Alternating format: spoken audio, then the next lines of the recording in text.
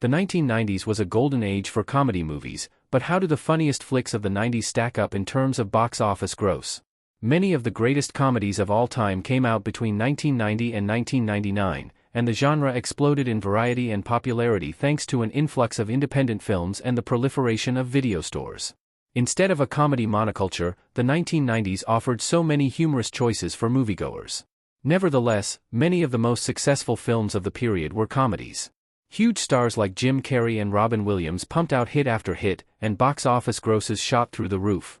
Meanwhile, some films pulled in less money from theaters but were smash hits on tape.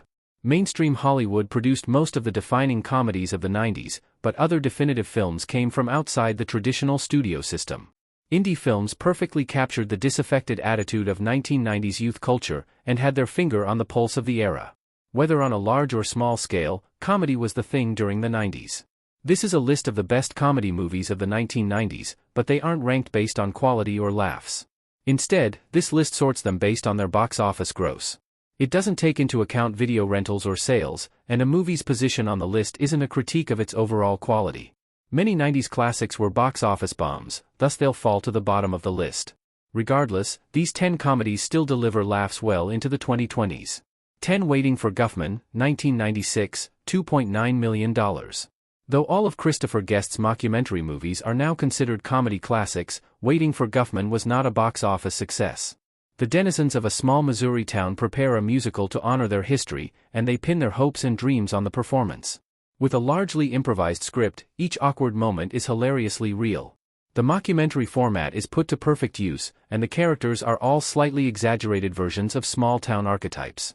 The movie made less than its $4 million production budget, thus making it a certified bomb.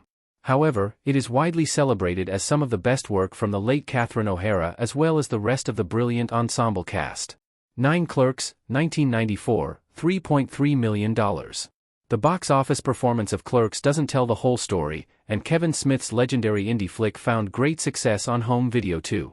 A slacker reluctantly spends the day working at a convenience store, meeting weird customers and finding ways to avoid his responsibilities.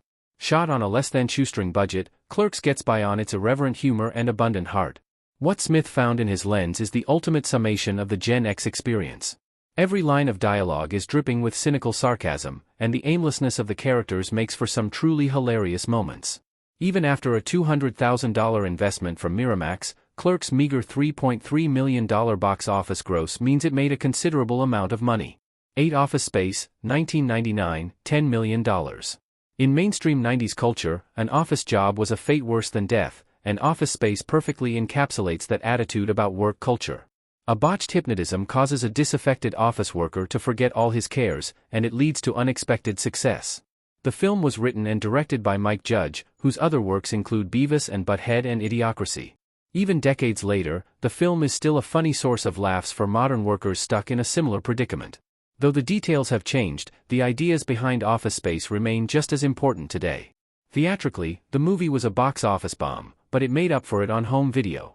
Money aside, Office Space left an indelible mark on popular culture, something few movies can claim. 7 Rushmore, 1998, $17 million. Wes Anderson's second feature film is arguably where he came into his own, and Rushmore is the funniest film in the auteur's extensive catalog. A precocious boarding school student quibbles with his newfound friend, a lonely industrialist, when they both vie for the attention of a teacher. Rushmore has just the right amount of quirkiness to strike a fine balance. It's stylish and slick, but also feels down to earth. All the characters are relatable in their own way, and there is a small tear in every laugh. Rushmore is one of the best 90s comedies because it is one of the best movies of the decade, regardless of its genre.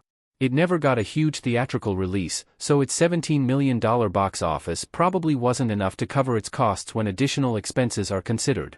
6 Friday, 1995, $28 million. Made for a measly $3 million, Friday was a bona fide box office smash when it released in 1995. Craig has just been fired from his job on the same day his rent is due, and he runs across all the crazy characters in his neighborhood over the course of one day. Friday is a direct counter to the bleak, hood movies of the 90s, and shows another side of urban life. Ice Cube and Chris Tucker are a match made in comedy heaven, and the film's leisurely pace makes it a perfect movie to watch over and over again. Black comedy was on the rise in the 90s mainstream, and films like Friday are a big reason why. Since then, it has taken its place among the 90s classics, and is still quoted to this day.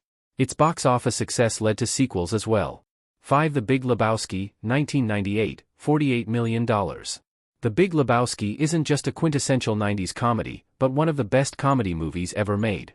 When a slacker is mistaken for a wealthy businessman, he goes to great lengths to recover his stolen property.